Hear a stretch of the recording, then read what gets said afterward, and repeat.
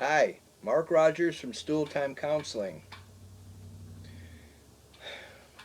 Does my Stooltime Counseling ball cap make my butt look too big? Oh, I can hear the bullies and the haters now. If you didn't have your head up your butt, it wouldn't even be an issue. Yep, we've all experienced bullies in the past. I'm sure, well, at least many of us have. So you're not alone. How do you deal with it?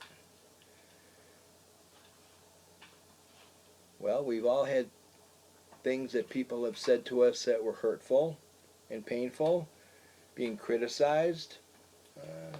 Sometimes that's part of life, but when it reduces you to the point where your dignity and self respect are violated, that is a problem.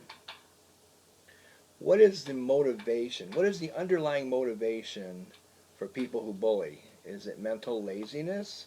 After all, it does take less mental effort to be negative and spiteful than it is to be a positive person. So I'm just wondering if mental laziness comes into play. Also, bullies like to harass and be mean to people because then it makes themselves feel better as compared to how you're feeling after being bullied. We can't control what other people say to us, and we can't always control how people treat us. What we what we can control is how we react to what others say and do to us. That will be the focus. The first thing that I encourage people to do who get bullied is to find someone you trust, someone who is non-judgmental, and talk to them about your feelings. You feel hurt. You feel upset. You're definitely not happy that someone just treated you with less than dignity and respect. Right? That is kind of like a verbal catharsis. It decreases the emotional charge of those painful feelings. Now, when I say talk to someone you trust, it could be a parent, it could be a sibling, it could be a teacher, a priest, a mentor, even a licensed professional counselor.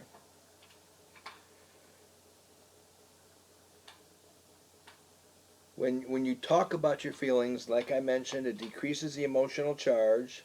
It helps you process those feelings, those painful feelings, so then that you can reframe those thoughts. It could be you might be having some negative self-talk. If your self-esteem is not as good as it can be, that bullying behavior could somehow put you back a little bit, and you're saying to yourself, oh, maybe they're right. Maybe I am stupid, or maybe I am ugly, or whatever.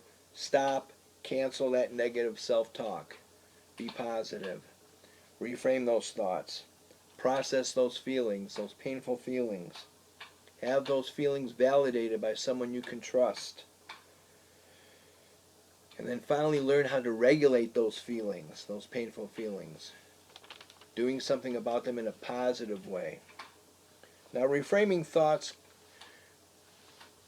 could be let's see, realizing that another person's opinion of you is none of your business. That's something I've learned through my lifetime. Another person's opinion of me is none of my business.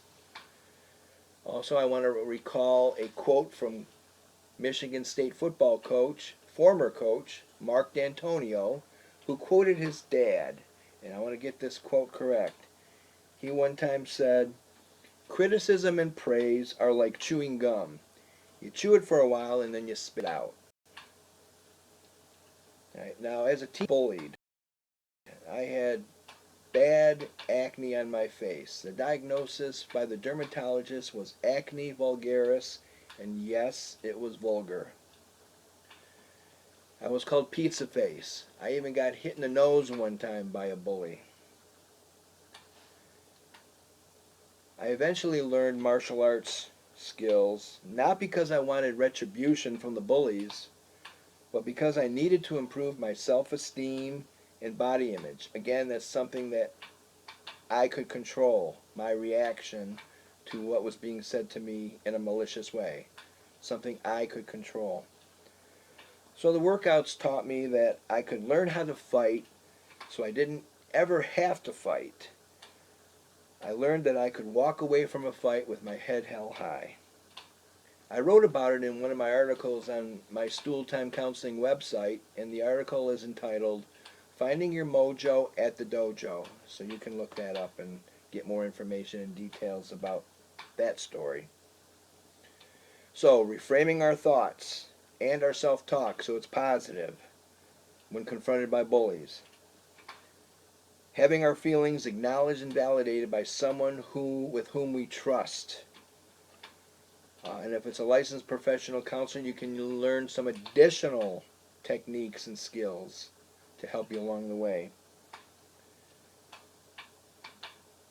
All of those things, and then processing everything, and then all of those things contribute to becoming a victor as opposed to being a victim. Put that victim mentality in the rearview mirror. Nobody else needs to get hurt. Heal thyself. Find what you have control over and go for that. Now, this YouTube forum is not a forum. It doesn't take the place of finding help from bullies who repeatedly treat you with malicious intent. In those kinds of situations, find someone you can trust again and let them know what's happening. All right? So take care, everybody, and have a great day.